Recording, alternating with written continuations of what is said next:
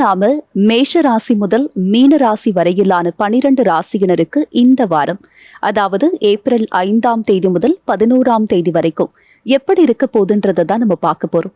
அது மட்டும் இல்லாம நேயர்களுடைய சந்தேகங்களுக்கு அவங்களுடைய ஜாதகத்தின் அடிப்படையில் ஜோதிட தீர்வுகளையும் கேட்டு தெரிஞ்சுக்க போறோம். இன்னைக்கு நம்ம நிகழ்ச்சிக்கு நம்முடைய ஜோதிடர்கள் வருகை தந்திருக்கிறார்கள். முதலில் அவர்களை வரவேற்கலாம். முதலாவதாக உதாரண ஜோதிடர் திரு பீமராஜா ஐயர் அவர்கள். வணக்கம். வணக்கம்மா. அடுத்ததாக திருக்கோவிலூர் திரு ஹரிபிரசாத் சர்மா அவர்கள். வணக்கம். நமஸ்காரம். முதலாவதாக மேஷ ராசியினருக்கு இந்த வாரம் எப்படி அமைய போது, என்ன மாதிரியான பலன்கள் காத்துக்கிட்டு இருக்குன்றத கேட்டு தெரிஞ்சுக்கலாம். பீமராஜியர் சார் சொல்லுங்க, மேஷ ராசியினருக்கு இந்த வாரம் சிறப்பான வாரமா இருக்க போதா இல்ல அவங்க கவனமா இருக்குமா? மேஷராசி என்பர்களுக்கு இந்த வாரம் வேலை அதிகமாக இருக்கும், ஓய்வு குறைவாக இருக்கும். உழைப்பு அதிகமாக இருக்கும், அதற்கான வருமானம் அல்லது பலன் குறைவாக இருக்கும். நிறைய ட்ராவல் பண்ணுற மாதிரி இருக்கும், வெளியூர்லாம் போகிற மாதிரி இருக்கும். முக்கியமாக மற்றவங்களுக்கு ஹெல்ப் பண்ணுவீங்க, மற்றவங்க வேலையெல்லாம் எடுத்து நீங்கள் பண்ணுவீங்க, மற்றவங்களுக்காக நிறைய யோசனை பண்ணுவீங்க. சுயநலமாக உங்களால் இருக்க முடியாது, சுகவாசியாக இருக்க முடியாது. அதற்கு ஏற்ற மாதிரியே நீங்கள் பிளான் பண்ணிட்டீங்கன்னு சொன்னால் உங்களுக்கு சோர்வு இருக்காது, ஒரு ஆதங்கம் இருக்காது. நம்ம எவ்வளோ கஷ்டப்படுறோமே அப்படின்ற மாதிரி மனசில் ஒவ்வொரு நாளும் கொஞ்சம் டல்லாகிற ஒரு விஷயம் வராமல் நீங்கள் பார்த்துக்கலாம். இந்த வாரத்தை சரியாக பிளான் பண்ணால் ஒன்று உங்களுக்காக ஓடணும், உழைக்கணும், இல்லை குடும்ப நபர்களுக்காக, நண்பர்களுக்காக, உறவினர்களுக்காக, கூட வேலை பார்க்குறவங்க கஷ்டப்பட்டால் நீங்கள் அவங்களுக்கு கூட போய் ஹெல்ப் பண்ணலாம். அதுபோல் பொதுவாக முடிஞ்சதுன்னு சொன்னால் தனவான்கள் நிறைய தர்ம காரியங்களில் ஈடுபடலாம், நிறைய டொனேஷன்ஸ்லாம் நீங்கள் கொடுக்கலாம். அப்படி முடியலன்னு சொன்னால் கோவில் குளங்களில் கொஞ்சம் நேரம் அதிகமாக இருக்கிற மாதிரி பார்த்துக்கலாம். ஒரு கோயிலுக்கு போகிறோம், நிறைய கூட்டம் இருக்குது அப்படின்னு சொன்னால் இவ்வளோ கூட்டத்தில் நின்று சுவாமி தரிசனம் பார்த்து வர்றதுக்கு இவ்வளோ நேரம் ஆகிடும் அப்படின்னு திரும்ப வராமல், அவ்வளோ நேரம் கோவிலில் இருக்கக்கூடிய பிராப்தம் கிடச்சிருக்கு, அதனால தான் இவ்வளோ கூட்டம் இருக்குது, காலியாக இருந்தால் நேராக போய் சாமி பார்த்து சுற்றிட்டு நம்ம வந்துட்டுருப்போம் அப்படின்ற மாதிரி இந்த வாரத்தை நீங்கள் கொண்டு போகணும். 12ஆம் இடம் விரயபாவத்தில் 4 கிரகங்களுடைய சஞ்சாரம் இருக்குது. சந்திரன் 7, 8, 9, 10ஆம் இடங்களில் இருக்கார். 10ஆம் இடத்துல இருக்கும்போது வேலை, 8ஆம் இடத்துல இருக்கும்போது அஷ்டமத்தில் சந்திரன் இருக்கிறது அப்படின்ற மாதிரி இருக்குது. 7ஆம் இடத்துல இருக்கும்போது மற்றவங்களுக்காக பண்ணுறது அப்படின்ற மாதிரி இந்த வாரம் கடுமையாக உழைக்கும் போது நல்ல பலன் உண்டாகும். சார், மேஷ ராசியை தொடர்ந்து ரிஷப ராசியினருக்கு இந்த வாரம் என்ன மாதிரியான பலன்கள் காத்துக்கிட்டு இருக்கு? ரிஷபராசிக்காரங்களுக்கு அப்படியே ஆப்போசிட்டாக பண்ணிக்கலாம். மேஷராசிக்கு சொன்னதை, உழைப்பு குறைவாக இருக்கும், லாபம் அதிகமாக இருக்கும், நிறைய பணம் வர்றதுக்கான வாய்ப்புகள் இருக்குது. ஏன்னா 11ஆம் பாவம்னு சொல்லக்கூடியது உங்களுக்கு வளர்த்து இருக்குது. அங்கே 4 கிரகங்களுடைய சஞ்சாரம் இருக்குது. ராசியாதிபதினு சொல்லக்கூடிய சுக்கிரன் 12ல் சஞ்சரித்துட்டு இருக்கார். அதனால் உங்களுக்கு வரவேண்டிய பணம்லாம் சேரும், கிடைக்க வேண்டிய முன்னேற்றம் கிடைக்கும். வேலை பார்க்குற இடத்துல நீங்கள் ஏதாவது சலுகைகள் எதிர்பார்க்குறீங்க, ஏதாவது கோரிக்கைகள் இருக்குதுன்னு சொன்னால் இந்த வாரத்தில் தாராளமாக நீங்கள் அதை கேட்க முன் வரலாம். பேரண்ட்ஸ் கிட்ட, அது போல் பெரியவங்க கிட்ட ஏதாவது அனுமதி கேட்கணும்னு சொன்னால், திருமண விஷயங்களில், வெளியூர் போகிறதுக்கு, ஹையர் ஸ்டடீஸ் உங்களுக்கு பிடிச்ச கோர்ஸ் எடுத்து பண்ணுறதுக்கு, இதுக்கெல்லாம் ஒரு பர்மிஷன் வேணும்னு சொன்னால் அதெல்லாம் நீங்கள் கேட்கலாம். பிடிச்ச மாதிரியான வாகனம் வாங்கிறது, நல்ல மனை அமையிறது, வீடு வாங்கிறது, வீடு கட்டிகிட்டு இருக்கக்கூடியவங்க புதுசு புதுசாக நிறைய ஐடியாலாம் அவ்வளோ அழகுபடுத்துறது, இன்டீரியர்லாம் பண்ணுறது, அல்லது கட்டுமானமே புது மாதிரியாக நல்ல ரசிக்க தகுந்ததாக அப்படின்ட்டுலாம் பண்ணுற மாதிரி இருக்கும். அதனால் நிறைய பணம் வரும். அந்த பணத்தை உங்களுக்கு பிடிச்ச மாதிரி நல்ல வழியில் நீங்கள் செலவுகள் பண்ணிக்கலாம். திருமண விஷயங்கள் அனுகூலமாக இந்த வாரத்தில் இருக்க போகுது. சார், ரிஷபராசி நேயர்களுக்கு மகிழ்ச்சியை தரக்கூடிய வார்த்தைகளை சொல்லியிருக்கீங்கன்னு சொல்லலாம் சார். தொடர்ந்து மிதுன ராசிக்கு இந்த வாரம் எப்படி இருக்க போகுது சார்? மிதுனராசி என்பர்களுக்கு இந்த வாரத்தில் உத்தியோக ரீதியாக ஒரு பிடிப்பு வரப்போகுது. தற்காலிகமான பணியில் இருக்கக்கூடியவங்க, அல்லது நீங்கள் பணி செய்யக்கூடிய அலுவலகத்தில் வேலையாட்களை குறைக்க போகிறாங்கன்ற ஒரு செய்தி இப்போ இருக்குது. நம்ம வேலை போயிடுமோ அப்படின்ற இருக்கக்கூடியவர்களுக்கெல்லாம், இல்லை நம்ம வேலை நிரந்தரம் தான், நாம் பர்மனண்ட்டாக இங்கே இருப்போம் அப்படின்ற மாதிரி விஷயங்கள் இந்த வாரத்தில் உங்களுக்கு சாதகமாக இருக்கும். 10ஆம் பாவம்னு சொல்லக்கூடிய ஜீவனஸ்தானம் வலுத்து இருக்கிறது. உங்களுடைய ராசியாதிபதி புதன் வாரம் தொடங்கி முதல் 5-6 நாட்கள் 9ஆம் இடத்துல ராகுவோடு கூடியிருப்பார். அப்போ ராசியில் இருக்கக்கூடிய குரு அந்த புதனை ராகுவை பார்த்துட்ருக்கார். வாரத்தினுடைய கடைசி நாள் அந்த புதன் 10ஆம் இடத்திற்கு வரப்போகிறார். அப்படி வரும்போது அவருக்கு அந்த இடத்துல பலம் குறைவு அப்படின்னு சொன்னாலும் கூட அங்கே இன்னும் சில கிரகங்கள் இருக்கிறதுனால, குருவுடைய கேந்திரத்தில் இருந்து குரு புதனுடைய பரிவர்த்தனையாக அது மாற போகிறதுனால உங்களுக்கு உத்தியோக ரீதியான விஷயங்கள் இந்த வாரத்தில் சாதகமாக இருக்கும். நீங்கள் செய்ய வேண்டிய பணிகளை, உங்களுடைய கடமைகளை உங்களுடைய கடனை அனுதினமும் வந்து தொய்வில்லாமல் சிறப்பாக செய்து நல்ல பலனை அடைய முடியும். சார், மிதுன ராசியினருக்கு இந்த வாரம் எப்படி அமைய போகுதுன்னு சொல்லியிருக்கீங்க. தொடர்ந்து மற்ற ராசிகளுக்கான வார பலன்களை பார்க்கறதுக்கு முன்னாடி நேயர் ஒருவர் சந்தேகம் கேட்டிருக்காங்க. என்னன்னு பார்க்கலாம் சார். வைத்தீஸ்வரன் திருச்சி மாவட்டம் கூத்தைப்பார் என்ற பகுதியில பிறந்திருக்காங்க சார். பிறந்த தேதி 19/11/1967 பின்னிரவு 2:15 மணிக்கு பிறந்திருக்காங்க. ஐயா, நான் முன்பு நெல் வியாபாரம் செய்து வந்தேன், பின்னர் நிறுத்திவிட்டேன். அதை தற்போது மீண்டும் தொடங்கலாமா? மேலும் எனக்கு சொந்த வீடு கட்டும் யோகம் இருக்கான்னு கேட்டிருக்காங்க சார். ஜாதகர் வந்து 2 கேள்வி கேட்டிருக்கார். வீடு யோகம், நெல் வியாபாரம் வந்து நிறுத்திட்டார், திரும்ப பண்ணலாமா அப்படின்னு 2 கேள்வி கேட்டிருக்கார். முதல்ல வீடு அப்படின்னு சொல்லும்போது கன்னி லக்னம், கன்னியா லக்னத்தில் பிறந்திருக்கீங்க. ரோகிணி நட்சத்திரத்தின் 4ஆம் பாதம் ரிஷப ராசியில் பிறந்திருக்கீங்க. உங்களுடைய லக்னத்திற்கு 4ஆம் இடம்னு சொல்லக்கூடியது குருவுடைய தனுசு வீடாக வரும். 4ஆம் அதிபதி குரு லக்னத்திற்கு 12ஆம் இடத்துல இருக்கார், விரயபாவத்தில் இருக்கார். 4ஆம் அதிபதி 4ஆம் இடத்துல செவ்வாய் இருக்கார். அப்படி இருக்கும்போது அந்த செவ்வாய் சுக்கிரன் சாரம் வாங்கியிருக்கார். அந்த சுக்கிரன் லக்னத்திலே நீச்ச பலத்தோடு இருக்கார். 4ஆம் இட அதிபதி, 4ஆம் இடத்தில் இருக்கக்கூடிய கிரகம், அது பெற்ற சாரம், இதெல்லாம் பலம் குறைவாகத்தான் இருக்குது. லக்னத்திலே சுக்கிரன் நீச்சமாக இருக்கார். 7ஆம் இடத்துல சனி இருந்து லக்னத்தை பார்த்துட்டு இருக்கார், அதுவும் வக்ரகதியில் இருக்கார். அதனால் நீங்கள் 67 பிறந்திருக்கீங்க. அப்போது இவ்வளோ வருஷங்கள் வந்து வீடு கட்டலைன்னு சொன்னால் அந்த 4ஆம் இடம்னு சொல்லக்கூடியது, அதற்கான காரகத்துவம் பெற்ற கிரகம்னு சொல்லக்கூடியது, கிரகங்கள்னு சொல்லக்கூடிய செவ்வாய் சுக்கிரன், இதெல்லாம் உங்களுக்கு வந்து நல்ல பலத்தோடு இல்லாதது தான் இவ்வளோ வருஷங்களாக நீங்கள் அந்த வீட்டு கனவை வந்து வச்சிட்டு இருக்கிறதுக்கு காரணம். சரி, ரிசல்ட் உங்களுக்கு சொந்த வீடு யோகம் இருக்கா இல்லையா? 100% இருக்குது. நீங்கள் வந்து வீடு கட்டி பார்ப்பீங்க, அந்த ஆசை வந்து உங்களுக்கு நிறைவேறும். எதனாலன்னா அந்த 4ஆம் இடத்தை 4ஆம் அதிபதியை குரு 12ல் இருந்தாலும் பார்க்குறார். அதனால் அந்த பலனை உங்களுக்கு கொடுத்துருவார். 7ல் சனி இருந்து லக்னத்தை பார்க்கறதுனால அந்த உறுதி, வைராகியம், ரொம்ப காலமாக அது நமக்குன்னு ஒரு வீடு வேணும் அப்படின்ற கனவு, அது உங்கள் மூலமாக, உங்களுடைய சுய உழைப்பு முயற்சியின் மூலமாக நிறைவேறும் அப்படின்னு சொல்லலாம். அது எப்போ அப்படின்றத தசாபக்தியில் தெரிஞ்சுக்கலாம். அடுத்து வந்து உங்களுடைய வியாபாரம் பற்றி, நெல் வியாபாரம் பற்றி கேட்டிருக்கீங்க. அப்போது விவசாயம்னு சொல்லக்கூடிய விஷயம் உங்களுக்கு சாதகமாக இருக்கா இல்லையான்னா தாராளமாக சாதகமாக இருக்குது. நீங்கள் நட்சத்திரமே வந்து ரோகிணி நட்சத்திரம், ரிஷபராசி. அப்போது நீர்க்கோள்கள்னு சொல்லக்கூடியது நன்றாக இருக்கிறதா? நிலம், அதாவது நெருப்பு, நிலம், காற்று, ஜலம்னு சொல்லி 4 விதமான தன்மைகளில் சொல்லியிருக்கோம் ராசிகளில். அதில் அந்த நில ராசி, நீர் ராசி பலமாக இருந்தது அப்படின்னு சொன்னால் விவசாய விஷயங்கள் வந்து அனுகூலமாக இருக்கும். உங்களுக்கு வந்து சந்திரன் உச்ச பலத்தோடு இருக்கார், லக்னத்திற்கு 9ஆம் பாவத்தில் இருக்கார். அதனால் நீங்கள் பண்ணலாம் அப்படின்ற ஒரு விஷயத்த சொல்லலாம். 2வது, அதுக்கு கடுமையாக உழைச்சி தான் அந்த விவசாயத்தை பண்ணணும் அப்படின்னு சொல்லும்போது சனியுடைய ஒரு தன்மை வந்து 5ஆம் அதிபதி 7லேருந்து லக்னத்தை பார்க்குறார், வக்ரகதி ஆனாலும். அதனால் நீங்கள் பண்ணலாம் அப்படின்றதையும் நீங்கள் சொல்லலாம், உங்களுக்கு சொல்லலாம். அதனால் மறுபடியும் நீங்கள் எடுத்து பண்ணலாம். எப்போ அப்படின்றதையும் தசாபக்தியை வைத்து பார்த்து கொள்ளலாம். நீங்கள் பிறந்தது ரோகிணி நட்சத்திரன்றதுனால சந்திர மகாதிசையில் பிறந்தீங்க. செவ்வாய், ராகு, குருலாம் பூர்த்தியாகி இப்போ உங்களுக்கு சனி தசை நடக்கிறது. சனி தசையில் இப்போது வந்து ராகுவுடைய புக்தி, அடுத்த வருஷம் மே மாதத்தில் சனி தசையில் குருவுடைய புக்தி வரும். அது வந்து வீடு கட்டுறதுக்கான காலம். ஏன்னா குரு வந்து 4ஆம் அதிபதி அப்படின்னு நம்ம சொன்னோம். சனி குருவுடைய அந்த காம்பினேஷனில் வந்து நீங்கள் வீடு கட்டலாம் அடுத்த வருஷம் மே மாதத்தில். மறுபடியும் இந்த நெல் வியாபாரத்தை ஆரம்பிக்கிறதுக்கு வந்து சனி தசையினுடைய கடைசி புக்தி, குரு புக்தி பூர்த்தி ஆயிட்டு அதன் பிறகு உங்களுக்கு புதன் மகாதிசை வரப்போகின்றது. அந்த புதன்னு சொல்லக்கூடியவர் வந்து லக்ன அதிபதியாகவும் உங்களுடைய 10ஆம் அதிபதியாகவும் வந்து தனஸ்தானத்தில் இருக்கார். அதனால் அப்போ வந்து நீங்கள் இந்த வியாபாரத்தை ஃபுல் டைம் பண்ணலாம். நிறைய வேலையாட்கள்லாம் வச்சுக்கிட்டு நிறைய அதுக்காக செலவு பண்ணி வேறு வருமானம் இருந்து அதெல்லாம் விட்டுட்டு ஃபுல் டைம் பண்ணலாம். அது வரைக்கும் வந்து நிறைய செலவு பண்ணாமல் சின்ன சின்னதாக அப்பப்போ நீங்கள் வந்து செய்து கொண்டு இருக்கலாம். சார், இந்த நேயர் வந்து இருவிதமான கேள்விகளை கேட்டிருந்தாங்க. ரொம்ப ஒரு திருப்திகரமான விளக்கத்தை கொடுத்திருக்கீங்கன்னே சொல்லலாம் சார். ஹரிபிரசாத் சார், நீங்க சொல்லுங்க, ஒருவர் வியாபாரம் தொடங்கறதுக்கு முன்னாடி ஒரு ஜோதிடர் அணுகி என்ன மாதிரியான விஷயங்களை கேட்டு தெளிவு பெற முடியும்?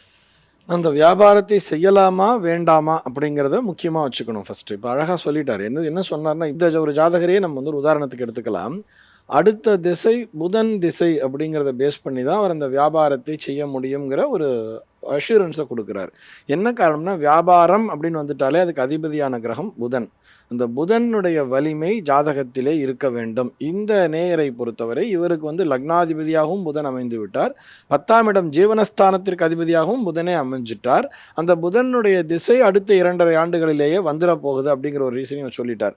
அப்போ அதுக்கு முன்னாடி இப்பயே நீங்கள் அதை ஸ்டார்ட் பண்ணிடுங்க. சின்ன சின்னதாக பண்ணிட்டு இருக்கீங்க. ஏற்கனவே அவர் வந்து இது லக்னாதிபதியாகவும் 10ஆம் இடத்துக்கு அதிபதியாகவும் புதனானவர் அமைந்ததால் தான் அவர் ஏற்கனவே இந்த வியாபாரத்தை பண்ணிட்டு இருந்தார்.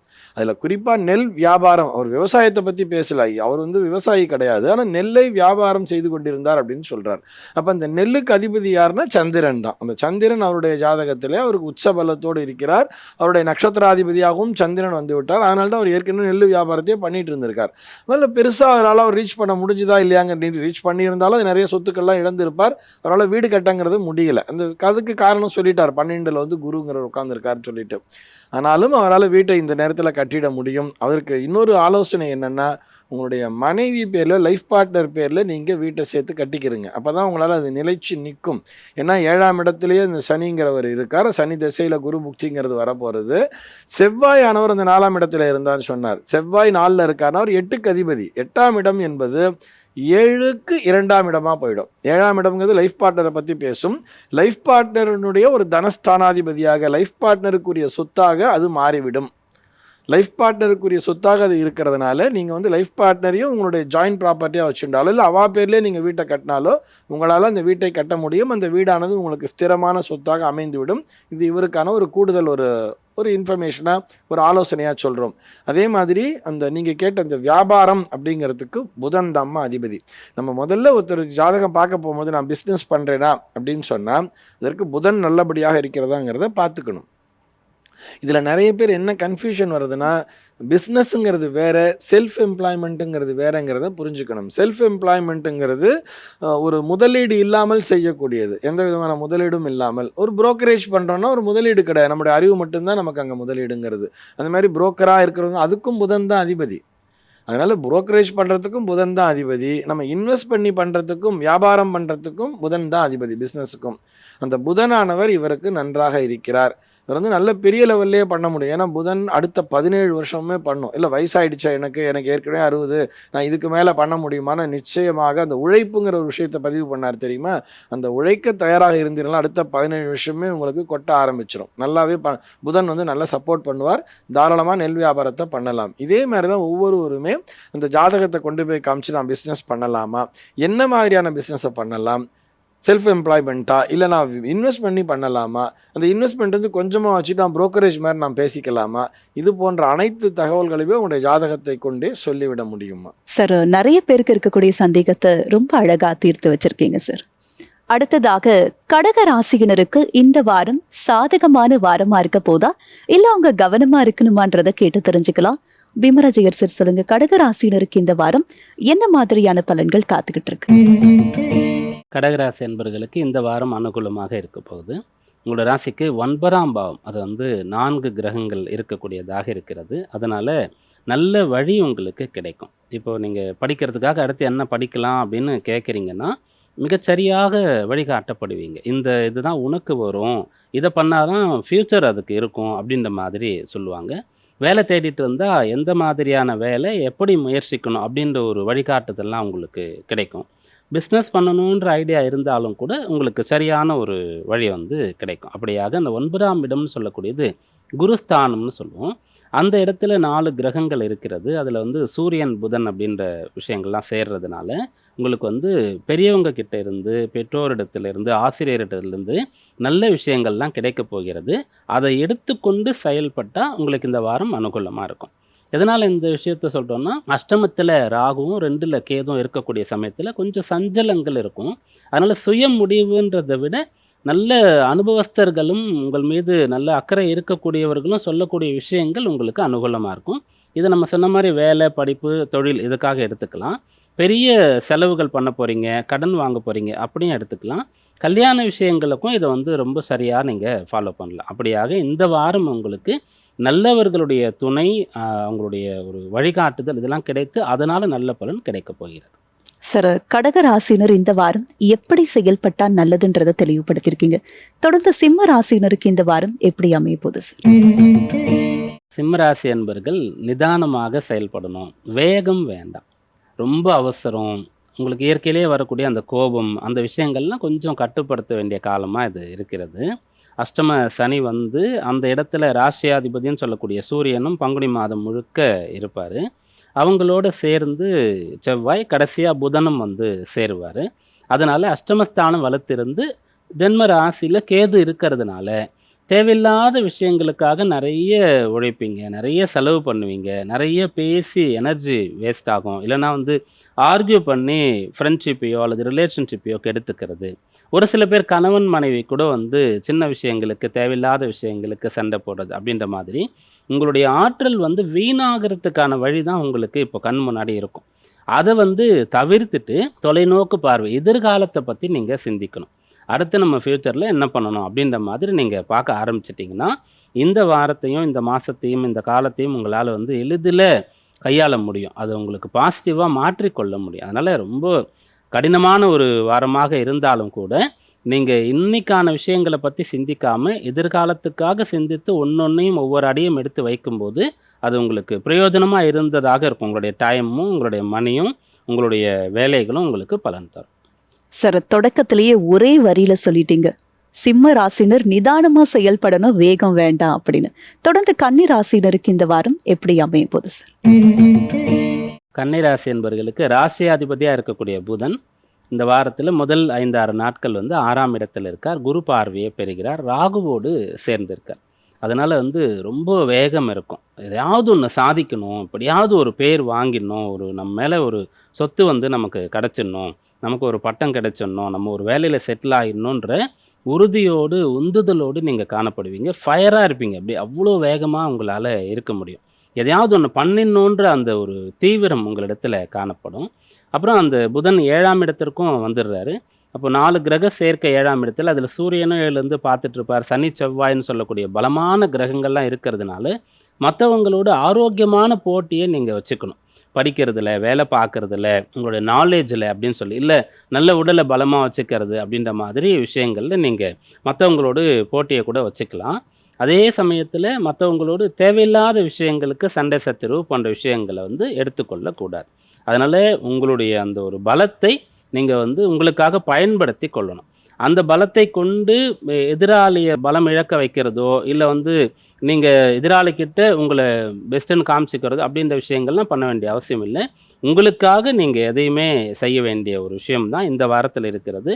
அப்படி நீங்கள் எந்த ஒரு கோல் செட் பண்ணாலும், அதாவது சின்னதாக இந்த ஒரு வாரத்தில் நான் இதை பண்ணிடுவேன் அப்படின்ற மாதிரி நீங்கள் ஒரு விஷயத்தை நினச்சிட்டிங்கன்னா 100% அதை வந்து உங்களால் செஞ்சு முடிக்க முடியும். சார், கன்னி ராசினர் இந்த வாரம் எப்படி செயல்படலாம், எப்படி செயல்படவே கூடாதுன்றத ரொம்ப அழகா தெளிவுபடுத்திருக்கீங்க சார். தொடர்ந்து நம்ம மற்ற ராசிகளுக்கான வார பலன்களை பார்க்கறது முன்னாடி நேயர் ஒருவர் சந்தேகம் கேட்டிருக்காங்க, என்னன்னு பார்க்கலாம் சார். அருண் பிரசாத் சிவகாசியில பிறந்திருக்காங்க சார். பிறந்த தேதி 11/3/1994 இரவு 7:40 மணிக்கு பிறந்திருக்காங்க. ஐயா, என் மகனுக்கு எவ்வளவு முயன்றும் திருமணத்திற்கு பெண் கிடைக்கவில்லை. வசதியில்லாத பெண்ணாக இருந்தாலும் பரவாயில்லை என்று சொன்னாலும் வரன் அமையவில்லை. என் மகனுக்கு எப்போது திருமணம் நடக்கும்னு கேட்டிருக்காங்க சார். ஜாதகர் சதய நட்சத்திரம் 4ஆம் பாதம் கும்பராசியில் பிறந்திருக்கார். லக்னம் வந்து கன்னியா லக்னத்தில் பிறந்திருக்கார். இப்போது எவ்வளோ முயன்றும் திருமணம் நடக்கலை அப்படின்ற மாதிரி கேட்டிருக்காங்க. எப்போ நடக்கும், எப்படி நடக்கும்னு சொல்லிட்டு. கன்னியா லக்னம், இந்த லக்னத்திற்கு 7ஆம் இடத்துல கலத்திரக்காரகன்னு சொல்லக்கூடிய சுக்கிரன் உச்சபலத்தோடு இருக்கார். அப்போ திருமணத்திற்கான வாய்ப்பு வந்து அந்த திருமண வயது ஆரம்பிக்கும் போதே கட்டாயம் வந்திருக்கும். ஏன்னா அந்த சுக்கிரன் அப்படின்னு சொல்லக்கூடியவர் வந்து அந்த காரகோ பாவனாஸ்தி அப்படின்ற விஷயங்கள்லாம் இருந்தாலும் கூட உச்ச பலத்தோடு குருவுடைய வீட்டில் இருக்கார். குரு சுக்கிரனுடைய பரிவர்த்தனை இருக்குது இந்த ஜாதகத்தில். அந்த குரு சுக்கிரன் பரிவர்த்தனை வந்து 2-7 இருக்கிறது. குடும்பஸ்தானம் கலத்திரஸ்தானம்ன்றது இருக்குது. அதனால் சரியான தருணத்தில் திருமணத்துக்கான வாய்ப்பு வந்திருக்கும். ஏதோ ஒரு வகையில் அது தட்டி போயிருச்சு, மறுபடியும் கட்டாயமாக வரும். இவ்வளோ நாளாக வந்து தள்ளி போனதுக்கும் அந்த வாய்ப்பு வந்தும் கூட அதை பயன்படுத்தி கொள்ளாமல் போனதுக்கும் காரணம் என்ன அப்படின்ற மாதிரி பார்க்கும்போது, இந்த லக்னத்திற்கு 6ஆம் பாவத்தில் சூரியன், சந்திரன், செவ்வாய், புதன், சனி அப்படின்னு சொல்லக்கூடிய 5 கிரக சேர்க்கை இருக்கிறது.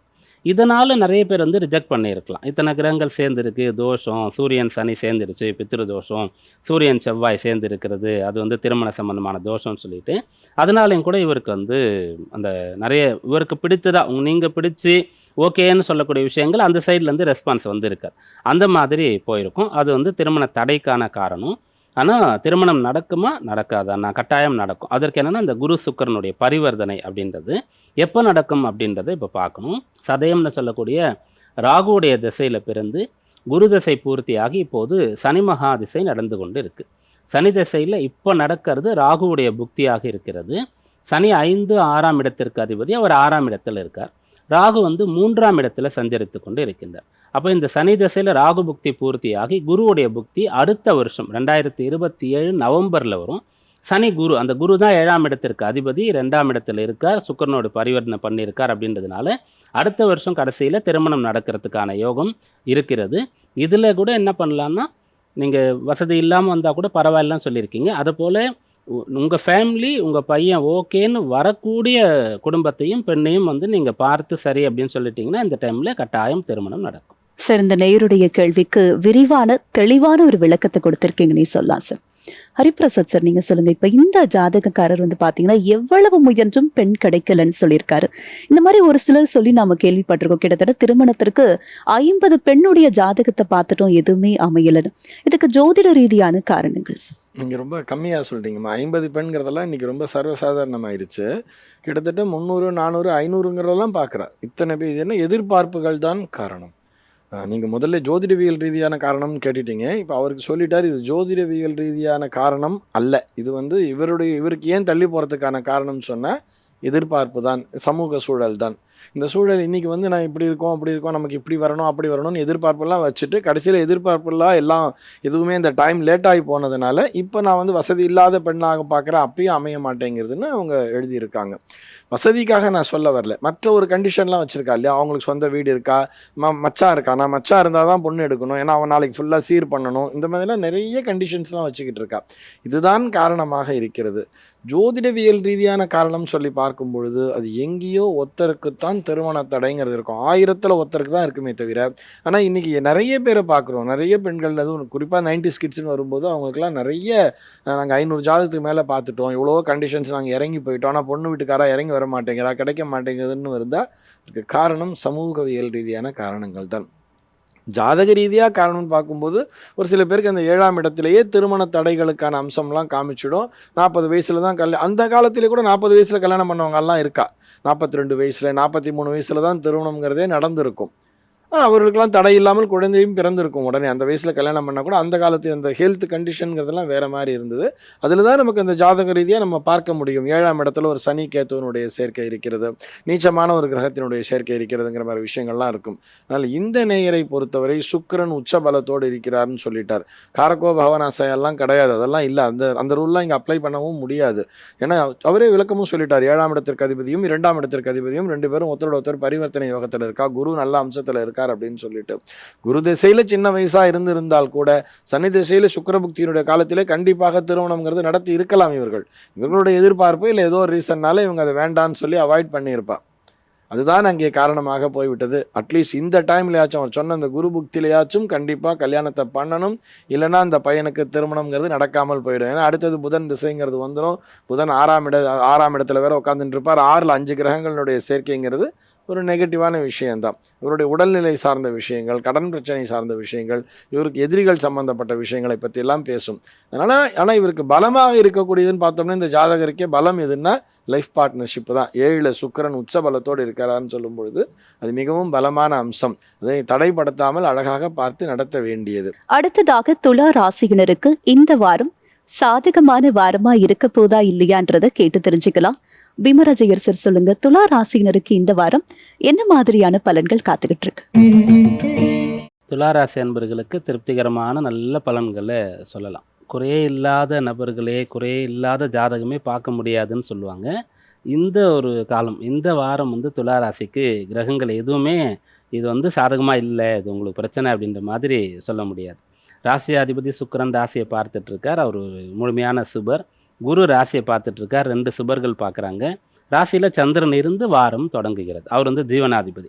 அப்போ அந்த சந்திரனுக்கும் குரு பார்வை, சுக்கிரன் பார்வை கிடைக்கிறது. அப்போது நீங்களும் நல்லா இருப்பீங்க, பலமாக இருப்பீங்க, சந்தோஷமாக இருப்பீங்க, உங்கள் வேலையும் நல்லா போயிட்டுருக்கும், உங்களுக்கு வர வேண்டிய பணம், வருமானம் போன்ற விஷயங்களும் நல்லாயிருக்கும்.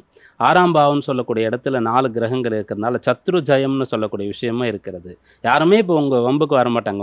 உங்களிடத்துல வந்து யாரும் பிரச்சனை பண்ணுறதுக்கான விஷயமே நடக்கவே நடக்காது. அப்படி யாராவது ட்ரை பண்ணால் கூட வந்து பார்த்துட்டு உங்ககிட்ட ஒன்றும் முடியாது அப்படின்ற மாதிரி பின்வாங்கி போயிடுவாங்க. அந்த விஷயம் சொல்லலாம். 5ஆம் இடத்துல ராகு இருந்தாலும் கூட அந்த 9ஆம் அதிபதி புதன் அங்கே இருக்கார். இந்த வாரத்தில் முதல்ல 6 நாட்கள் வரைக்கும் இருக்கார். அதனால் எல்லா விஷயங்களுமே உங்களுக்கு சாதகமாக இருக்கிறது. இப்படி இருக்கக்கூடிய டைம் வந்து நீங்கள் யூஸ் பண்ணிக்கணும். அதை செய்யறதுல தான் நிறைய பேர் வந்து விட்டுடுவோம். ஏன்னா அந்த சுக்கிரன்னு சொல்லக்கூடிய ராசி அதிபதியாக இருக்கார். அவர் ராசியை வேற பார்த்துட்டு இருக்கார். அப்போ ரொம்ப சுகவாசியாக இருக்கிறது, உலகியல் இன்பங்கள், என்டர்டெயின்மெண்ட், பொழுதுபோக்கு அப்படின்ற மாதிரி தான் நிறைய டைம் வந்து எடுத்துக்கிற மாதிரி இருக்கும். அதை கொஞ்சம் கம்மி பண்ணலாம். உங்களுக்கான தேவைகள் எல்லாமே பூர்த்தி ஆயிட்டா கூட சரி, ஓகே, நாம் செட்டில் ஆகிட்டோம், அப்போ நம்ம கூட பிறந்தவங்களுக்கு ஏதாவது பண்ண முடியுமா அப்படின்ற மாதிரி பார்க்கலாம். அம்மா அப்பா வெளியூரில் இருக்காங்க, நீங்கள் வேறு ஊரில் இருக்கீங்கன்னா அவங்கள கூட்டு வந்து வச்சுக்கிறது, நீங்கள் போய் இருக்கிறது, அவங்க இருக்கிற வீட்டை வந்து இன்னும் நல்ல வசதி பண்ணி கொடுக்கறது, அப்படிப்பட்ட விஷயங்கள் பண்ணலாம். உறவினர்கள், நண்பர்கள் இவங்களுக்கு உதவலாம். அதனால் உங்களுக்கு டைம் நல்லா இருக்குது, நல்லா இருப்பீங்க. அந்த நல்ல டைமில் மற்றவங்களுக்கும் உதவிகள் செய்யுங்க. சார், துலா ராசினருக்கு நிம்மதியையும் மகிழ்ச்சியையும் தரக்கூடிய வார்த்தைகளை சொல்லியிருக்கீங்கன்னே சொல்லலாம் சார். தொடர்ந்து விருட்சிக ராசினருக்கு இந்த வாரம் எப்படி அமைய போது, வீட்லையும் வெளியையும் அவங்களுடைய சூழ்நிலை எவ்வாறு இருக்க போகுது சார்? விருச்சிக ராசி என்பர்களுக்கு அஷ்டமத்தில் குரு இருக்கக்கூடிய இந்த ஒரு காலத்தில் அந்த குருவுடைய வீடு பஞ்சமஸ்தானம், பூர்வ புண்ணியஸ்தானம், அந்த இடத்துல 4 கிரக சேர்க்கை இருக்குது.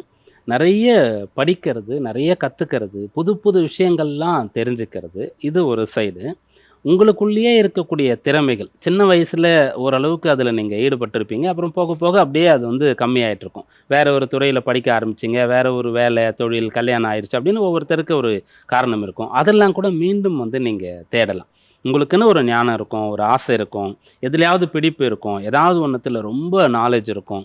அந்த விஷயங்கள்லாம் தேடி கண்டுபிடிக்கிறது, புது விஷயங்களை பார்க்கறது, புது இடங்களுக்கெல்லாம் சுற்றி தெரிஞ்சு நிறைய விஷயங்களை தெரிஞ்சுக்கிறது, உங்களுடைய பிள்ளைகளுடைய எதிர்காலம் பற்றி தீர்மானம் பண்ணுறது. அவங்க என்ன படிக்க வைக்கலாம், அவங்களுக்கு என்ன வருது, என்ன பிடிச்சிருக்கு. பிள்ளைகளுக்கு திருமணம்னா எப்படிப்பட்ட ஒரு இடத்துல நம்ம வந்து எப்படி தேடலாம், ப்ரொஃபைல் எப்படி செட் பண்ணலாம், அதில் உங்களுடைய தேவைகள் என்ன அப்படின்றத போடலாம். அப்படி மாதிரி ஒரு வீடு கட்டுறது, அதுக்காக போய் தேடுறது, இது போல் நிறைய விஷயங்கள் தேடுதல். 5ஆம் பாவம் வலுத்து இருக்கிறது. அதனால் நீங்கள் உங்களுடைய ஞானத்தை அபிவிருத்தி பண்ணக்கூடிய ஒரு காலமாக இது இருக்குது சார். தொடர்ந்து தனுசு ராசினருக்கு இந்த வாரம் எப்படி அமைய போகுது சார்? தனுர் ராசி அன்பர்களுக்கு இப்போ நிறைய முன்னேறணும், நிறைய பொருள் சேர்க்கணும், வசதிகள் வேணும், வீடு வேணும், வாகனம் வேணும், ஆபரணம் வேணும் அப்படின்னு எண்ணங்கள் வரக்கூடிய காலமாக இது இருக்கிறது. 5ஆம் பாவத்தில் சுக்கிரன் இருக்கார். அப்போ வந்து நமக்குன்னு ஏதாவது சேர்த்து வைக்கணும், நம்ம பிள்ளைகளுக்குன்னு ஏதாவது சேர்த்து வைக்கணுன்ற ஆசைகள்லாம் வந்துடும். 4ஆம் இடத்துல செவ்வாய், அவர் சனி சூரியனோட சேர்ந்து இருக்கார். அதனால் ஒரு மனை இருக்கணும், வீடு இருக்கணும், நல்ல வண்டி இருக்கணும் நம்மக்கிட்ட, நமக்கு வந்து ரிட்டையர்மெண்ட்டுக்கு அப்புறமா நம்ம உட்காந்து சாப்பிட்றதுக்கு சேர்த்து வைக்கணும், நிறைய இன்வெஸ்ட்மெண்ட் பண்ணணும் அப்படின்ற மாதிரி எண்ணங்கள்லாம் நிறைய இருக்கும். பொதுவாக தனுர் ராசி வந்து பொருள் பற்று குறைவாக இருக்கக்கூடிய ராசியாக இருக்கும். ஆனால் சில சமயத்தில் அந்த பற்று அதிகமாக வரும். குறுகிய காலத்தில் நிறைய சேர்த்து வச்சுட்டு அதுக்கப்புறம் அந்த பற்றே இல்லாமல் வேறு விஷயங்களில், பிடித்த விஷயங்களில் ஈடுபட்டு கொண்டு இருந்து அதை வச்சு லைஃப்பை நடத்திட்டு இருக்கக்கூடிய ஒரு நிலை வந்து தனுர் ராசியில் இருக்கும். அப்போது இந்த காலம் எப்படி நீங்கள் இருக்குது உங்களுக்கு அப்படின்னு கேட்டால், அந்த பொருள் சேர்க்கக்கூடிய காலம். அதனால் இப்போ வந்து டைம் வேஸ்ட் பண்ணாமல் சம்பாதிக்கிறதுக்கு எங்கேருந்தெல்லாம் வாய்ப்பு இருக்கிறதோ, பண வரவுக்கு எங்கெல்லாம் உங்களுக்கு சோர்ஸ் இருக்கிறதோ அது எல்லாமே நீங்கள் யூஸ் பண்ண வேண்டிய காலமாக இந்த வாரம் இருக்குது சார். தனுசு ராசினருக்கு இந்த வாரம் எப்படி அமைய போகுதுன்னு சொல்லியிருக்கீங்க. தொடர்ந்து மற்ற ராசிகளுக்கான வார பலன்களை பார்க்கறதுக்கு முன்னாடி நேயர் ஒருவர் சந்தேகம் கேட்டிருக்காங்க, என்னன்னு பார்க்கலாம் சார். ராகவேந்திரன் சென்னையில பிறந்திருக்காங்க சார். பிறந்த தேதி 5/9/1987 மாலை 5 மணிக்கு பிறந்திருக்காங்க சார். ஐயா, எனக்கு கிட்டத்தட்ட 40 வயதாகியும் இன்னும் திருமணம் அமையவில்லை. பெற்றோர் மிகவும் வருத்தப்படுகின்றனர். எனக்கு எப்போது திருமணம் நடக்கும்னு கேட்டிருக்காங்க சார். ஜாதகர் வந்து திருவோண நட்சத்திரம் 3ஆம் பாதம் மகர ராசியில் பிறந்திருக்கார். லக்னமும் மகரமாகவே இருக்கிறது. லக்னம் ராசி ரெண்டுமே வந்து மகரம்தான். அப்போது 40 வயசு கிட்ட, 39 முடிஞ்சிடுச்சு, 40 வயசு கிட்ட வரப்போகுது. கல்யாணம் ரொம்ப பார்த்தாச்சு, நடக்குமா அப்படின்ற மாதிரி இருக்கும்போது 7ஆம் இடம் சுத்தமாக இருக்குது, 2ஆம் இடமும் சுத்தமாக இருக்கிறது. திருமணம் நடக்கணும். பெருசாக அங்கே அசுப கிரகங்களுடைய ஆதிக்கம் இருந்து அந்த திருமணத்தை தடுக்கிற மாதிரி கெடுக்கிற மாதிரி இல்லை அப்படின்ற மாதிரி முதல்ல எடுத்துக்கலாம். எப்படி நடக்கும் அப்படின்றத தெரிஞ்சுக்கிட்டா அது நடத்துறது ஈஸியாக இருக்கும். 7ஆம் பாவ அதிபதி யார், அந்த இடத்த பார்க்கக்கூடிய கிரகம் யார், எந்த நட்சத்திர சாரங்கள், என்ன கிரகங்கள்லாம் சம்மந்தப்படுது அப்படின்னு பார்த்து அந்த உறவுகள் மூலமாக தேடும்போது அந்த உறவுகளில் தேடும்போது திருமணம் கைகூடும்.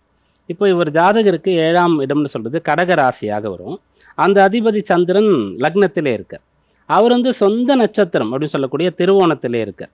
அப்போது இவருக்கு மற்றவங்கள்லாம் எப்படியும் கண்டிப்பாக கூட பிறந்தவங்க, பெற்றோர்லாம், சில உறவினர்கள் ரொம்ப அன்பாக இருந்து எப்படியாவது இவனுக்கு ஒன்று பண்ணிடணும் அப்படின்ற மாதிரிலாம் தேடிட்டு இருக்கலாம். ஆனாலும் கூட இவருடைய சுயமுயற்சியும் வேணும். நீங்களாகவே அதில் கொஞ்சம் இன்வால்மெண்ட் வரணும் உங்களுக்கு. நீங்கள் தான் பாருங்கள், வந்தால் பார்த்துக்கிறேன் அப்படின்னு சொல்லக்கூடிய அந்த விரக்தி மனப்பான்மை வந்திருக்கும் காலம் போக போக.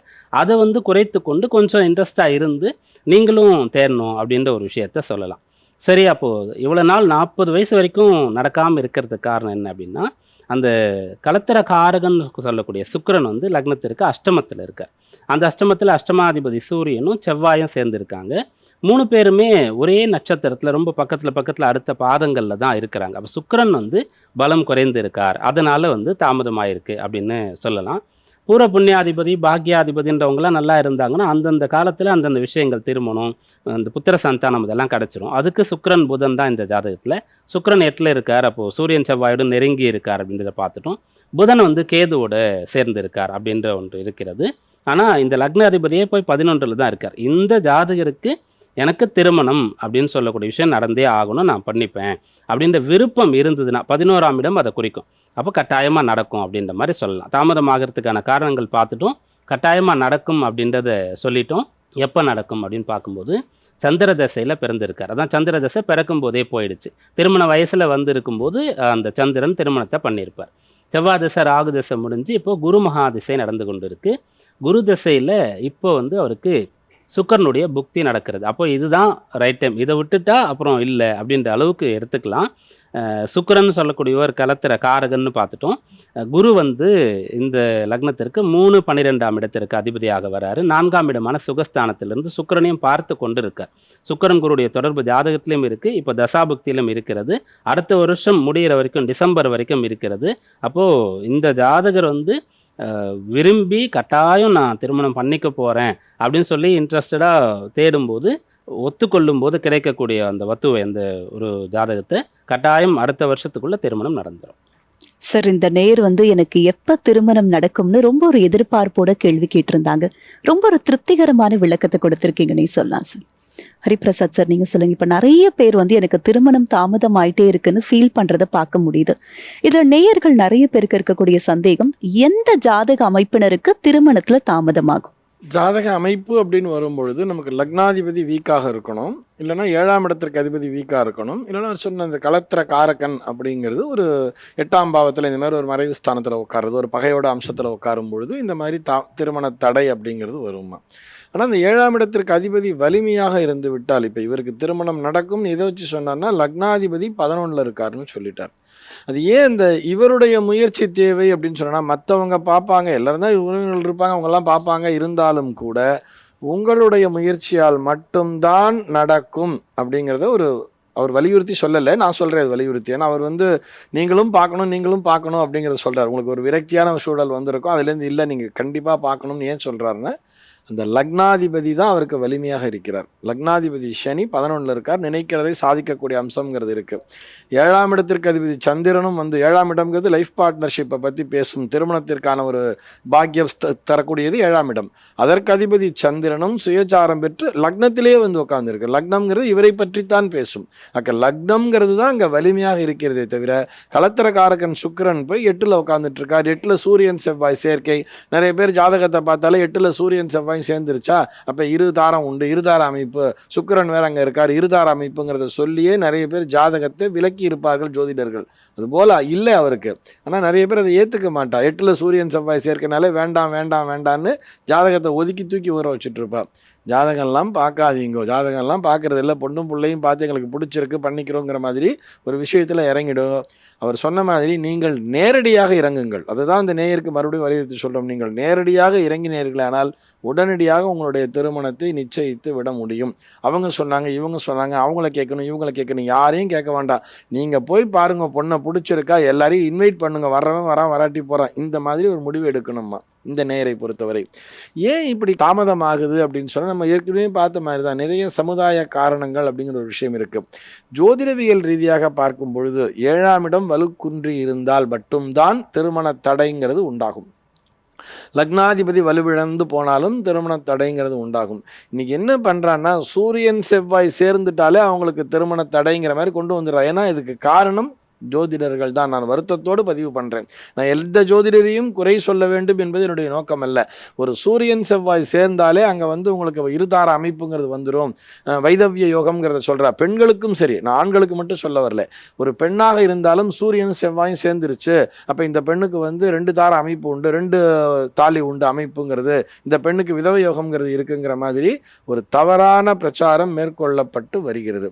ஏன்னா கண்டிப்பாக ஒவ்வொரு வருடமுமே சூரியனும் செவ்வாயும் 1 மாத காலத்திற்கு நிச்சயமாக சேர்ந்துதான் இருப்பார்கள்.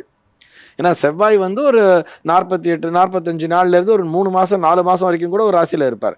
சூரியன் ஒரே ராசியில் மட்டும்தான், ஒரு ராசியில் 1 மாதம் ஃபுல்லாக ஒரு ராசியில் தான் இருப்பார். இந்த ஒரு கணக்கை நம்ம பார்க்கும் பொழுது ஒவ்வொரு வருடமுமே, பிரதி வருடம் தோறுமே 1 மாத காலத்திற்கு சூரியனும் செவ்வாயும் ஒன்றாக இணைந்து தான் இருப்பார்கள். அப்போ அந்த 1 மாதத்தில் பிறக்கிறவங்க அத்தனை குழந்தைகளுக்குமே, அத்தனை பேருக்குமே, உலகத்தில் ஃபுல்லாக எல்லா பிள்ளைகளையும் எடுத்துக்கோங்க, ஒரு வருஷத்தில் 1 மாதம் ஃபுல்லாக பிறக்கிற குழந்தைங்களுக்கு 2 கலத்திரம் தான் வருமா, வைதவிய யோகம் தான் வருமானா? நிச்சயமாக அதுபோல் வராது. அது எந்த பாவகத்தில் இருக்கிறதுங்கிறது தான் தீர்மானம் பண்ணும். 8ஆம் இடம்ங்கிறது மாங்கல்யஸ்தானம்ங்கிறது சொல்லி இருக்கா. ஆனால் அது 8ஆம் இடத்துல இன்னும் நிறைய விஷயங்கள் இருக்குது. விரயஸ்தானம், அந்த மாதிரிலாம் நிறைய. 8ஆம் இடத்துல சூரியன் ஆட்சி பலத்தோடு தானே இருக்கிறார். அதை பற்றி கவலையே பட தேவையில்லை. அங்கே செவ்வாய் இந்த ஜாதகரை பொறுத்தவரை 4க்கு தான் அதிபதி. அதனால் அது என்ன, இவருக்கு பேரில் இடம் சொத்து எல்லாம் இல்லாமல் போகலாம், அவ்வளோதான். அது ஏதோ விரயமாகலாம், செலவாகலாம்ங்கிற மாதிரி இருக்கும். திருமணத்திற்கும் அதுக்கும் சம்பந்தப்படுத்தி பார்க்க வேண்டிய அவசியமே இல்லை இந்த நேரை பொறுத்தவரை. அதனால தான் ஒரு நேரடியாக இறங்குங்க. உறவுகளை நம்பாதீர்கள். உறவினர்களால் உங்களுக்கு திருமணம் நடக்கக்கூடிய அம்சம்ங்கிறது இல்லை அப்படிங்கிற ஒரு ஆலோசனையை அவருக்கு ஸ்ட்ராங்காகவே பதிவு பண்ணுறோம். அடுத்ததாக மகர ராசியினருக்கு இந்த வாரம் எப்படி அமைய போது, என்ன மாதிரியான பலன்கள் அவங்களுக்கு காத்துக்கிட்டு இருக்குன்றதை கேட்டு தெரிஞ்சுக்கலாம். பீமராஜிகர் சார் சொல்லுங்க, மகர ராசியினருக்கு இந்த வாரம் சாதகமான வாரமா இருக்க போதா இல்ல அவங்க கவனமா இருக்கணுமா சார்? மகர ராசி அன்பர்கள் இந்த வாரத்தில் சுறுசுறுப்பாக இருந்தீங்கன்னா நிறைய சம்பாதிக்கலாம், நிறைய படிக்கலாம், உங்கள் வேலையெல்லாம் நல்லபடியாக செஞ்சு நல்ல பெயரை உங்களால் எடுக்க முடியும், வேலையை தக்க வச்சுக்க முடியும், பிஸ்னஸில் நல்லா டெவலப் ஆக முடியும், உடல் உபாதையிலேருந்து கூட மீண்டு வந்துட முடியும். ராசியாதிபதி சனியாக இருக்கார், அதனால் கொஞ்சம் சோம்பல் இருக்கும். வேலைகளை அப்படியே சேர்த்து வைக்கிறது, அப்புறம் உட்காந்து ஒரே முட்டா ஒன்றா செஞ்சு முடிக்கணும் அப்படின்ற மாதிரி விஷயங்களை கொஞ்சம் பழகி இருப்பீங்க நீங்கள். அந்த விஷயங்களை குறைத்து கொள்ளணும். அன்னன்னைக்கு வேலையை அன்னன்னைக்கு செஞ்சிடணும், அன்னன்னைக்கு படிக்க வேண்டியது அன்னன்னைக்கு படிச்சிடணும். இப்போ பணம் வருதுன்னு சொன்னாலே வந்த உடனே முதல்ல என்ன கடன் இருக்குது, கமிட்மெண்ட் இருக்குது, அதெல்லாம் கிளியர் பண்ணிடணும். ஏதாவது சின்னதாக அசௌகரியங்கள் இருக்குதுன்னு சொன்னால் உடனே அது என்னன்றதை பார்த்து டாக்டரை பார்த்து உடம்பு சரி பண்ணிக்கணும். அப்படின்ற மாதிரி இம்மீடியட்டாக எல்லா விஷயங்களையும் நீங்கள் செய்ய வேண்டிய காலம் இது. அப்படி ஒரு விஷயத்தை கடைபிடிச்சிங்கன்னு சொன்னால் நல்ல பலன் கிடைக்கும். 3ஆம் பாவம் சொல்லக்கூடிய முயற்சி ஸ்தானத்தில் தான் ராசியாதிபதி சனியே இருக்கார், கூட சூரியன் செவ்வாய் இருக்காங்க. அதனால் நீங்கள் ரொம்ப வேகமாக இருக்கணும், நிறைய முயற்சி செய்து கொண்டே இருக்கணும், நிறைய பேரோட சேர்ந்து வேலை பார்க்கணும், நிறைய தகவல்களை தெரிந்து கொள்ளணும். கம்யூனிகேஷன், மற்றவங்களோட கம்யூனிகேட் பண்ணிகிட்டே இருக்கணும், தனியாக இருக்கக்கூடாது. அப்படிலாம் நீங்கள் படிப்பு வேலையெல்லாம் வச்சுட்டிங்கன்னு சொன்னால் நிறைய பலன்கள் உங்களுக்கு கிடைக்கும். தனியாக இருக்கிறீங்க, கொஞ்சம் ஸ்லோவாக இருக்கிறீங்கன்னு சொன்னால் பலன் கிடைக்க வேண்டிய டைமில் கூட நீங்கள் அதை குறைவாக எடுத்துக்கிறீங்க, யூஸ் பண்ணல அப்படின்ற மாதிரி ஆகிடும். வாரத்தில் முதல் 5-6 நாட்கள் புதனும் 2ஆம் இடத்துல ராகுவோட சேர்ந்து இருக்கிறனால பண வரவுக்கும் கூட நீங்கள் முயற்சி பண்ணலாம். அந்த பண வரவும் கூட இந்த வாரத்தில் உங்களுக்கு கை கொடுக்கும். சார், நீங்க சொன்னதுல இருந்து ஒரு விஷயம் தெளிவா இருக்கு. மகர ராசினர் இந்த வாரம் சுறுசுறுப்பா செயல்பட்டா நல்லது ஒரு வாரம் அமைய போகுதுன்னு. தொடர்ந்து கும்ப ராசினருக்கு இந்த வாரம் எப்படி இருக்க போகுது சார்? கும்பராசி என்பர்களுக்கு பண வரவை எதிர்பார்க்கலாம். குரு பார்வை ராசிக்கு இருக்கிறது. அவர் தனஸ்தானத்திற்கு அதிபதி. அந்த தனஸ்தானத்தில் ராசி அதிபதி போயிருக்கார். அவரோடு செவ்வாய் சூரியன் சேர்ந்திருக்கிறாங்க. அதனால் பணம். அந்த பணம் குடும்பத்திற்காக, அப்புறம் படிக்கிறதுக்காக, வாங்கிய கடனை அடைக்கிறதுக்காக. ஏன்னா 12ஆம் அதிபதியாகவும் அந்த சனியே தான் இருப்பார்.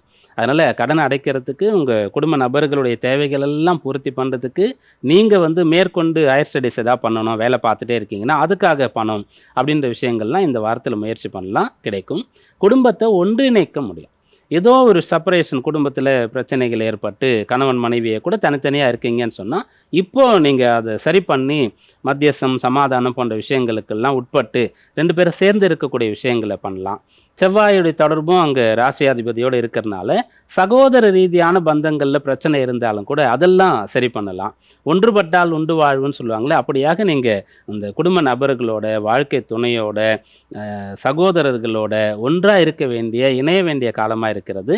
அப்படி அந்த டீமாக இருக்கும்போது உங்களுக்கு பலம் கிடைக்கும். ஒரு விளையாட்டுன்னா அந்த டீமாக சேர்ந்து எல்லாரும் ஒருங்கிணைந்து விளையாடினா தான் வெற்றி பெற முடியும். தேர்தல்லாம் வரும்போது நிறைய பேர் சேர்ந்து போட்டி போடுவாங்க, ஜெயிச்ச பிறகு பார்த்துக்கலாம் யாருக்கு என்ன பங்குன்னெலாம் சொல்லுவாங்க. அது போன்ற விஷயங்களை இந்த வார்த்தையில் நீங்கள் ஃபாலோ பண்ணிங்கன்னா நல்ல பலன் கிடைக்கும். சார், கும்ப ராசினருக்கு இந்த வாரம் எப்படி அமைய போகுதுன்றத ரொம்ப விரிவான விளக்கத்தின் மூலமாக புரிய வச்சிருக்கீங்கன்னே சொல்லலாம் சார். தொடர்ந்து மீன ராசினருக்கு இந்த வாரம் எப்படி அமைய போகுது சார்? மீனராசி என்பர்கள் சவால்களை எதிர்கொள்வதற்கு தயாராகிட்டீங்க. நிறைய சேலஞ்சிங்கான விஷயங்களை பார்க்க போகிறீங்க. அது வந்து வெளியில் இருந்ததுன்னா ரொம்ப சந்தோஷம். வேலை அதிகமாக இருக்குது, உங்கள் பிஸ்னஸில் வந்து வேலையாட்கள் பற்றாக்குறையாக இருக்கிறது, கொஞ்சம் பார்ட்னர்ஸ் எல்லாம் சமாளிக்கிறது கஷ்டமாக இருக்கிறது, சொன்ன டைமில் ப்ராஜெக்ட்லாம் முடிக்க முடியல அப்படின்ற மாதிரி வேலை பிஸ்னஸில் இல்லை. படிப்பு வந்து ரொம்ப சவாலாக இருக்கிறது. புதுசாக ஒரு கோர்ஸ் எடுத்துட்டீங்க, ஒரு காலேஜில் ஜாயின் பண்ணீங்க, ஏதோ படிக்க ஆரம்பிச்சிங்க, நீங்கள் நினச்ச மாதிரி இல்லை, அது ரொம்ப பெரிய விஷயமா இருக்கிறது, மலைப்பாக இருக்கிறதுனா இதெல்லாம் நல்லது. மற்றபடி இது எதுவுமே இல்லைன்றவங்க ஆரோக்கியத்தில் அக்கறை எடுத்துக்கொள்ளணும். ஏதாவது ஒரு விஷயத்தை நீங்கள் ஃபேஸ் பண்ணி தான் ஆகணும். எதையாவது ஒன்றை நினைத்து கொஞ்சம் பயப்படுறது, அப்புறம் அதை பற்றி யோசிக்கிறது, அப்புறம் சரி பண்ணுறதுக்கு என்ன வழின்னு சொல்லி நீங்கள் கொஞ்சம் செலவு பண்ணுறது, ஓய்வெல்லாம் குறைச்சிக்கிறது, நிறைய பாடுபடுறது அப்படின்ற விஷயங்கள் இருக்கிறது. அதை பிரச்சனைகளை தீர்க்கறதுக்கும் உங்கள் வேலை பிஸ்னஸ் நல்லபடியாக போகிறதுக்கும் நீங்கள் பயன்படுத்தி கொள்ளுங்கள். பெருசாக வெளியிலேருந்து எந்த சப்போர்ட்டும் கிடைக்காது. தன் கையே தனக்கு உதவின்னு இருக்கக்கூடிய ஒரு வாரமாக இந்த வாரம் இருக்கும். சார், மீன ராசினருக்கான வார பலன்கள் எப்படி இருக்க போகுதுன்னு சொல்லியிருக்கீங்க. நம்ம நிகழ்ச்சியுடைய நிறைவு பகுதிக்கு வந்திருக்கிறோம் சார். இவ்வளவு நேரமா 12 ராசிகளுக்கான வார பலன்கள் மட்டும் இல்லாம நேயர்களுடைய சந்தேகங்களுக்கு விரிவான விளக்கத்தையும் தெளிவான விளக்கத்தையும் கொடுத்திருக்கீங்க. நன்றி சார். நமஸ்காரம். நன்றி சார். நன்றி. என்ன நேயர்களே, இந்த வாரம் நம்ம நாளை நமதி நிகழ்ச்சியில முதல் பகுதியான அறிவும் ஜோதிடம் பகுதியில தமிழ் ஜோதிடம் பத்தியும் 12 ராசிகளுக்கான வார பலன்கள் மட்டும் இல்லாம நேயர்களுடைய சந்தேகங்களுக்கு அவங்களுடைய ஜாதகத்தின் அடிப்படையில் ஜோதிட தீர்வுகளையும் கேட்டு தெரிஞ்சுக்கிட்டோம். இதே மாதிரி உங்களுக்கும் சந்தேகங்கள் இருந்தா உங்களுடைய பெயர், ஊர், பிறந்த தேதி, பிறந்த நேரம், பிறந்த ஊர் இது எல்லாத்தையும் கீழே கொடுக்கப்பட்டிருக்க வாட்ஸ்அப் நம்பருக்கு மறக்காம அனுப்புங்க. உங்க ஜாதகத்தின் அடிப்படையில் ஜோதிட தீர்வுகளை கேட்டு தெரிஞ்சுக்கலாம். மீண்டும் அடுத்த நிகழ்ச்சியில் உங்களை சந்திக்கும் வரை உங்களிடமிருந்து விடைபெறுபவர் உங்கள் உமா.